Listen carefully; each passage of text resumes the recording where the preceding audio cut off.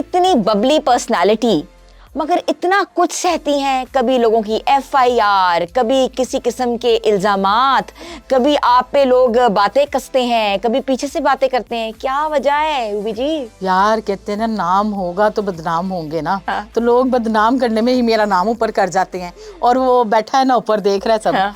तो जब FIR हुई तो मेरी हंसी नहीं रुक रही थी, क्योंकि उसमें मुझे साबित किया गया था जी हम लोगों ने यरगमाल बनाया। अब हिना सच्ची बताना, मैं यरगमाल बना सकती हूँ किसी को? मुझे तो किसी को पकड़ने के लिए भी टाइम चाहिए।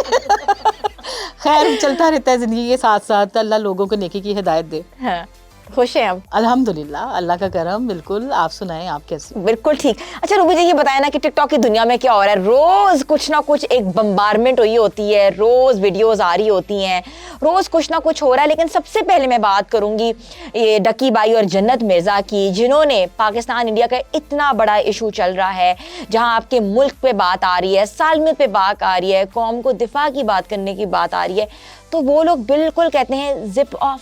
व्हाई? यार वो सीधी सी बात है ना, आप अभी तक ही नहीं समझे हो। जन्नत मिर्ज़ा 25 मिलियन उसके फॉलोअर्स हैं, और ज़्यादा जो उसकी फ़ैन फॉलोइंग है वो इंडिया से है। और आपको पता है पूरे वर्ल्ड में उसके 25 मिलियन फॉलोअर।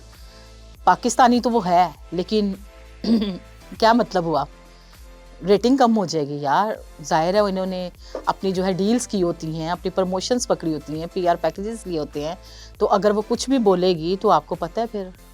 और यही हाल डकी भाई का भी है। हाँ, डकी का भी बिल्कुल यही है। ये जितने बड़े टिकटॉकर हैं ये बिल्कुल भी नहीं बात करेंगे इसके ऊपर।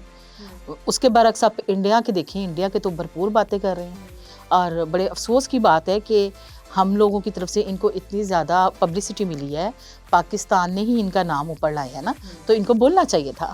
बिल्कुल। मुझे मतलब इस मौके पे जब सब लोग कहते हैं ना दुश्मनी भी हो जाए तो जंग के दौरान सारा मुल्क एक हो जाता है, पूरे सियासतदान एक हो जाते हैं, सब लोग मिल के बैठते हैं, एक ही टेबल पे बैठे होते हैं, तो इनको क्यों नहीं बैठना चाहिए था? फिर इनके इतने फॉलोअर रखने का मकसद।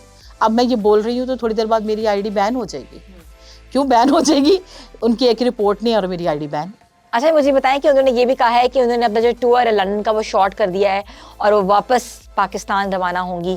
कहती हैं अपने आप को पाकिस्तानी है, मगर पाकिस्तान के हक में बोलने को तैयार नहीं है। देखिए हिना, फर्स्ट ऑफ ऑल आप इनके किसी भी इवेंट पे चले जाओ, ये 8-10 लोग ही हैं जो बड़े टिकटॉकर है ना, ये अपने पास से छोटे मोटे टिकटॉकर को घुसने नहीं देते।